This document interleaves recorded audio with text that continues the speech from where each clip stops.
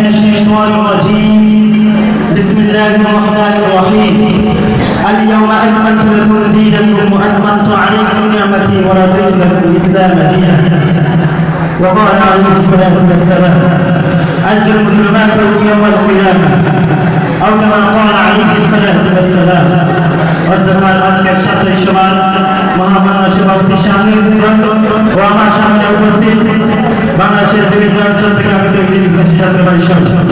আজকের বিষয়টি হচ্ছে সিরাতুন নবী সাল্লাল্লাহু আলাইহি ওয়াসাল্লাম ও মিলাদ এবং কোনটি পালনীয় সিরাতুন নবী পালনীয় নাকি মিলাদুন নবী পালনীয় কোনটি ধর্ম আমরা কোনটি বর্জন করব যদি মহান রব্বুল আলামিন আমাদের তৌফিক দান করেন তাহলে এই বিষয়ে কথা বলবো ইনশাআল্লাহ।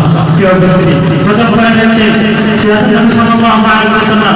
সিরাত মানে নবী করিম সাল্লাল্লাহু আলাইহি ওয়াসাল্লামের জীবনী। নবী করিম সাল্লাল্লাহু আলাইহি ওয়াসাল্লামের জীবনী বলতে বলতে শেষ হয়ে যাবে নবী করিম সাল্লাল্লাহু আলাইহি ওয়াসাল্লামের জীবনী শেষ হবে না। সংক্ষেপে তাই আমরা আপনাদের সম্মুখে সংক্ষেপে নবী করিম সাল্লাল্লাহু আলাইহি ওয়াসাল্লামের জীবনী সম্পর্কে কিছু কথা বলবো। প্রিয় উপস্থিতি, আজ থেকে ১,৫০০ বছর পূর্বে যখন পৃথিবীর মানুষ জাহিলিয়াতের অন্ধকারে নিযুক্ত ছিল, পৃথিবীর মানুষ খারাপ যুগে ছিল, পৃথিবীর মানুষের মধ্যে মারামারি হানাহানি লুচ্চাপাটি ছিল, তখন এই জগৎকে আলোকিত করার জন্য এই জাতিকে ভালো রাস্তায় দেখানোর জন্য তখন আমাদের নবী বিশ্ব নবী হযরত মুহাম্মদ সাল্লাল্লাহু আলাইহি ওয়াসাল্লামের আবির্ভাব হলো এই পৃথিবীতে।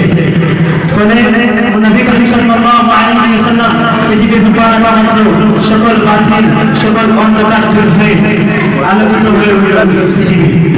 ফলে নবী করিম সাল্লাল্লাহু আলাইহি ওয়াসাল্লামের আগমনের ফলে সকল কাফিরদের সকল বাতিলদের সকল কাফিরদের বাতিলপন্থী সকল কিছু কেঁপে কেঁপে উঠল।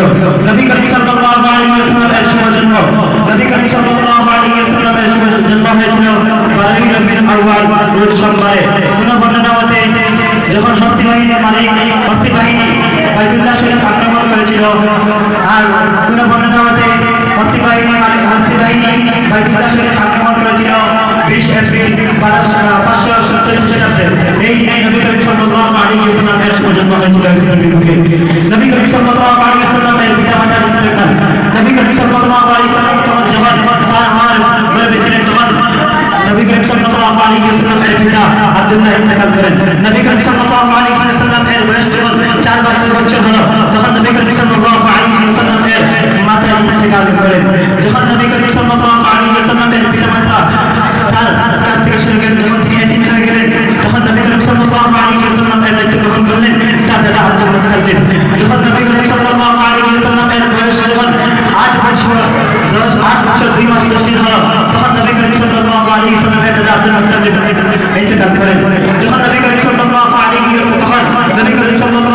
ওয়াসাল্লামের দায়িত্ব নিলেন তার চাচা আবু তালেব। যখন নবী করিম সাল্লাল্লাহু আলাইহি ওয়াসাল্লাম এর বয়স 12 বছর 2 মাস 10 দিন হলো তখন তার চাচা আবু তালেব তাকে সিরিয়া সফরে নিয়ে যান। সেখানে এক ব্যক্তির সাথে নবী করিম সাল্লাল্লাহু আলাইহি ওয়াসাল্লাম এবং আবু তালেবের সাক্ষাৎ হয়। সেখানে সেই ব্যক্তি নবী করিম সাল্লাল্লাহু আলাইহি ওয়াসাল্লাম তিনি ভবিষ্যতে নবী হবেন বলে আবু তালেবকে সেই বিষয়ে বলেছিলেন। নবী করিম সাল্লাল্লাহু আলাইহি ওয়াসাল্লাম ছোটবেলা থেকেই ছিলেন সৎ সাহসী। যখন নবী করিম সাল্লাল্লাহু আলাইহি ওয়াসাল্লামের ভিতরে সৎ সাহসী উদারতা সারা দুনিয়ার সকল মানুষের কাছে পৌঁছে যায়, তাই মক্কার লোকেরা নবী করিম সাল্লাল্লাহু আলাইহি ওয়াসাল্লামকে আল-আমিন উপাধিতে ডাকত। নবী করিম সাল্লাল্লাহু আলাইহি ওয়াসাল্লামের বয়স যখন 25 বছর হলো তখন হযরত খাদিজা রাদিয়াল্লাহু আনহার সাথে নবী করিম সাল্লাল্লাহু আলাইহি ওয়াসাল্লামের শুভ বিবাহ হয়। তখন নবী করিম সাল্লাল্লাহু আলাইহি ওয়াসাল্লাম তখন হযরত খাদিজা রাদিয়াল্লাহু আনহা এর বয়স ছিল কোন বর্ণনা মতে 40 বছর, কোন বর্ণনা মতে 42 বছর। নবী করিম সাল্লাল্লাহু আলাইহি ওয়াসাল্লামের বয়স যখন 40 বছর হলো তখন নবী করিম সাল্লাল্লাহু আলাইহি ওয়াসাল্লামকে আল্লাহ পাক রব্বুল আলামিন ওহী অবতীর্ণ করেন। নবী করিম সাল্লাল্লাহু আলাইহি ওয়াসাল্লামকে দেন। নবী করিম সাল্লাল্লাহু আলাইহি ওয়াসাল্লামের ইন্তেকাল। নবী করিম সাল্লাল্লাহু আলাইহি ওয়াসাল্লামের বয়স যখন দীর্ঘ 63 বছর হলো তখন 12ই রবিউল আউয়াল রোজ সোমবারে নবী করিম সাল্লাল্লাহু আলাইহি ওয়াসাল্লাম দীর্ঘ 14 দিন অসুস্থ অবস্থায় থেকে ইন্তেকাল করেন। এই হলো আমার নবী বিশ্বনবী মুহাম্মদ সাল্লাল্লাহু আলাইহি ওয়াসাল্লামের সংক্ষিপ্ত জীবনী। এখন আমি বলি এইটা মিলাদ নবী কি? মিলাদ মানে নবী করিম সাল্লাল্লাহু আলাইহি ওয়াসাল্লামের শুধু জন্ম কিছু না। প্রিয় উপস্থিতি, উর্দু ফার্সিতে একটি প্রবাদ আছে, দুশ্মন আগর করিসর আজ নিগাহবান করিসর আজ। শত্রু যতই শক্তিশালী হোক না কেন, সেটা তার রক্ষক আল্লাহ পাক রব্বুল আলামিন স্বয়ং নিজে। আমি বলি ঠিক তেমনি ভাবে মিলাদুন নবী যতই শক্তিশালী হোক না কেন, মিলাদুন নবীর যতই টাকা হোক না কেন, যারা ঈদে মিলাদুন নবী পালন করেন না কেন, সেটা তার সিরাত, সেটা তার আদর্শ, নবী করিম সাল্লাল্লাহু আলাইহি ওয়াসাল্লামের আদর্শকে তারা কখনোই পরিচিত করতে পারবে না, কখনোই এই পৃথিবীর মুখ থেকে তারা ছিনিয়ে নিতে পারবে না। প্রিয় উপস্থিতি, যারা সিরাতুন নবী পালন করে আর যারা সিরাতুন নবী ভাগ্যে ঈদে মিলাদুন নবী পালন করতেছে এবং ঈদে মিলাদুন নবী পালন করে তারা নিজেদেরকে আশিকে রাসূল বলে দাবি করছে এবং প্রকৃত রাসূল প্রেমিক বলে নিজেদেরকে দাবি করছে।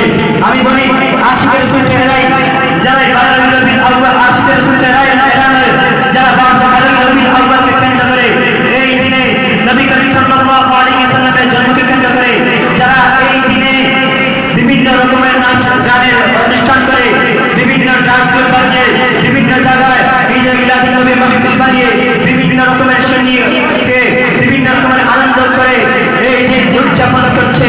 আমি বলি এরাই প্রকৃত আসলে শ্রমিক নয়, এরাই প্রকৃত আশিক রাসূল নয়, এরাই প্রকৃত আশিক রাসূল নয়, এরা হচ্ছে প্রকৃত আশিক সিরাফি, এরা নবীজির দুশমন, এরা মুসলমানদের শত্রু।